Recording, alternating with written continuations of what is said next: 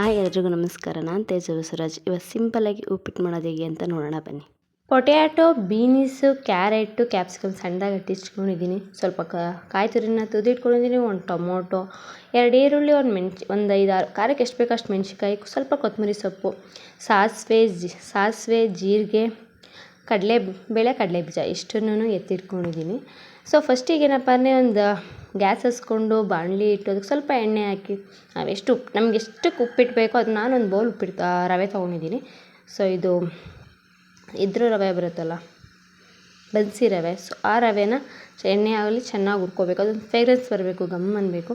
So ಅಲ್ಲಿವರೆಗೂ ನೀಟಾಗಿ ರವೆನ ಎಣ್ಣೆ ಬೇಕಂದ್ರೆ ಎಣ್ಣೆ ಹಾಕೋಬೋದಿಲ್ಲ, ತುಪ್ಪ ಹಾಕೋಬೋದು. ಸೊ ಎರಡರಲ್ಲಿ ಒಂದನ್ನು ಯಾವುದೋ ಒಂದು ಹಾಕ್ಕೊಂಡು ನಿಮ್ಗೆ ಯಾವ್ದು ಕಂಫರ್ಟಬಲ್, ಯಾವ್ದು ತಿನ್ನೋಕ್ಕೆ ಸರಿ ಅನಿಸುತ್ತೆ ಅದನ್ನು ಹಾಕ್ಕೊಂಡು ಚೆನ್ನಾಗಿ ಹುರ್ಕೋಬೇಕು. ಸೊ ಚೆನ್ನಾಗಿ ಹುರಿದು ಬಾಣಲಿಗೆ ಅಂಟಬಾರ್ದು ರವೆ, ಹಾಗೆ ಒಂದು ಫ್ರೇಗ್ರೆನ್ಸ್ ಬರಬೇಕು. ಸೊ ಅಲ್ಲಿವರೆಗೂ ಚೆನ್ನಾಗಿ ಹುರ್ಕೊಂಡು ಒಂದು ಬಟ್ಲಿಗೆ ಹಾಕಿ ಸುರಿದಿಟ್ಕೋಬೇಕು.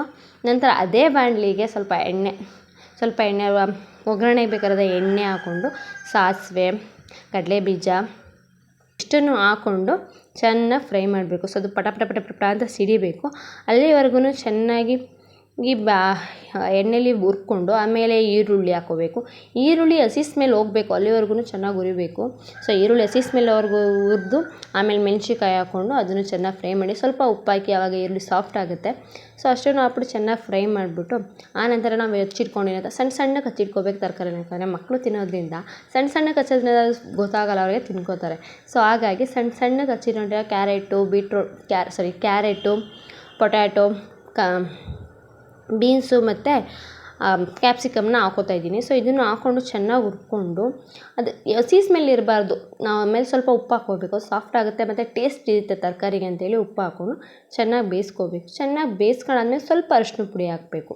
ಸೊ ಅರಿಶಿನ ಪುಡಿ ಅಂದರೆ ಕಲರ್ ವೈಟಿಗಿರೋದ್ರಿಂದ ಯೆಲ್ಲೋ ಕಲರ್ ಇದ್ದರೆ ಚೆನ್ನಾಗಿರುತ್ತೆ. ಸೊ ನೋಡೋಕ್ಕೂ ತಿನ್ನೋಕ್ಕೂ ಚೆನ್ನಾಗಿರುತ್ತೆ ಅಂತೇಳಿ ಸ್ವಲ್ಪ ಅರಿಶಿನ ಪುಡಿ ಹಾಕಿ ಚೆನ್ನಾಗಿ ರೋಸ್ಟ್ ಮಾಡಬೇಕು. ಚೆನ್ನಾಗಿ ಬೇಯಬೇಕು ತರಕಾರಿ ಎಲ್ಲ. ಚೆನ್ನಾಗಿ ಬೆಂದ ನಂತರ ಎಷ್ಟು ನೀರು ಬೇಕು ನಮಗೆ ಅಷ್ಟು ನೀರು ಹಾಕ್ಕೊಂಡು ಬೇಯಿಸ್ಕೋಬೇಕು. ಚೆನ್ನಾಗಿ ಒಂದು 2 ಕುದಿ ಬರಬೇಕು ಮತ್ತು ತರಕಾರಿ ಎಲ್ಲ ಚೆನ್ನಾಗಿ ಬೆಂದಿರಬೇಕು.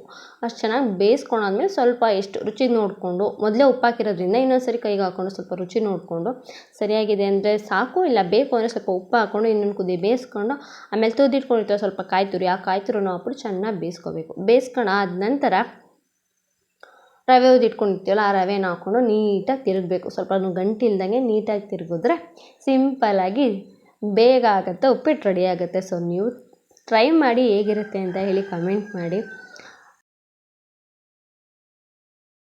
ಲೈಕ್ ಮಾಡಿ, ಕಮೆಂಟ್ ಮಾಡಿ, ಶೇರ್ ಮಾಡಿ ಅಂತ ಹೇಳ್ತಾ ಈ ವಿಡಿಯೋನ ಎಲ್ಲಿಗೆ ಮುಗಿಸ್ತಾ ಇದ್ದೀನಿ. ನೀವು ನಾಳೆ ಸಿಗೋಣ ಮತ್ತೊಂದು ವಿಡಿಯೋ ಜೊತೆಗೆ. ಎಲ್ಲರಿಗೂ bye. Thank you for watching.